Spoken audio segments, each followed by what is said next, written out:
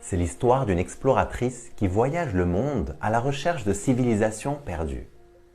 Un jour, alors qu'elle parcourt l'Afrique, elle arrive dans un petit village au milieu de nulle part. Les habitants la reçoivent avec beaucoup d'hospitalité. Ils lui donnent à boire, à manger, ils l'installent dans une des huttes pour la nuit. Le lendemain matin, un groupe d'enfants curieux vient la voir. Elle se met à jouer avec eux, ils dessinent, ils chantent, ils dansent. À un moment donné, l'exploratrice trace une ligne sur le sol. Elle demande aux enfants de se mettre le long de la ligne. Elle s'éloigne d'une quinzaine de mètres, elle plonge la main dans son sac, elle sort une poignée de bonbons, elle les dépose sur une petite table qui se trouve là et crie aux enfants « Le premier ou la première qui atteindra la table gagnera tous ces bonbons !» Sans attendre, elle enchaîne « À vos marques, prêts, partez !» À sa grande surprise, aucun enfant ne s'est mis à courir. Ils se sont regardés les uns les autres et ont marché ensemble au même rythme vers la table. Ils ont pris les bonbons, ils les ont partagés entre eux et chacun a dégusté sa part. Étonnée, l'exploratrice demande aux enfants « Pourquoi vous n'avez pas couru? L'un d'entre vous aurait pu avoir tous les bonbons pour lui. » Un des enfants lui répond spontanément « Comment l'un d'entre nous peut-il être heureux si tous les autres sont tristes ?» L'exploratrice est restée de pierre. Elle qui pensait que c'était une tribu sous-développée, elle a réalisé que peut-être sur certains aspects, ces personnes sont en avance et qu'elle a beaucoup à apprendre d'eux. La vie n'est pas une course contre les autres, mais une expérience avec les autres.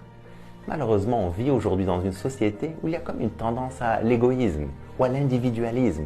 On s'en fout d'écraser les autres ou même de tricher pour soi-disant réussir ou gagner. On manipule l'information, on ne partage pas tout ce que l'on sait, on a peur qu'on nous vole nos idées ou qu'on nous dépasse. On s'en fout de polluer nos océans ou de détruire nos forêts si ça peut nous profiter.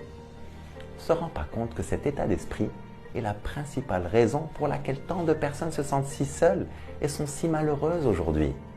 On ne se rend pas compte que cet état d'esprit est en train de mener le monde à sa perte. Nul ne pourra jamais gagner avec un état d'esprit individualiste. Parce que même si toi tu es heureux et tu as tout le confort du monde, mais l'autre n'est pas bien. L'autre, c'est la maîtresse de tes enfants à l'école, ou c'est le boulanger, ou c'est un client, ou c'est un collègue de travail. Et si la personne n'est pas bien, directement ou indirectement, tôt ou tard, ça va affecter ta vie aussi. C'est comme pour ton corps. Si tu as une infection quelque part, tu ne peux pas être indifférent. Tu comprends que si tu ne t'en occupes pas, tôt ou tard, ça va se propager. Et c'est tout ton organisme qui va payer le prix. Tu vas avoir de la fièvre, tu vas tomber KO. Que tu le veuilles ou pas, nous faisons tous partie d'un même corps. Nous faisons tous partie d'un même organisme vivant, qu'est la planète. La réalité, c'est que dans ce monde, la seule et unique manière de gagner, c'est si on gagne tous. Aidons-nous les uns les autres. Cultivons la culture du nous et pas la culture du jeu. Apprenons à nos enfants la générosité, la solidarité, la collaboration. Quelque chose de puissant se produit lorsque tu partages. Non seulement le bonheur est plus grand et la vie est bien évidemment meilleure, mais en plus, ce que tu donnes se multiplie.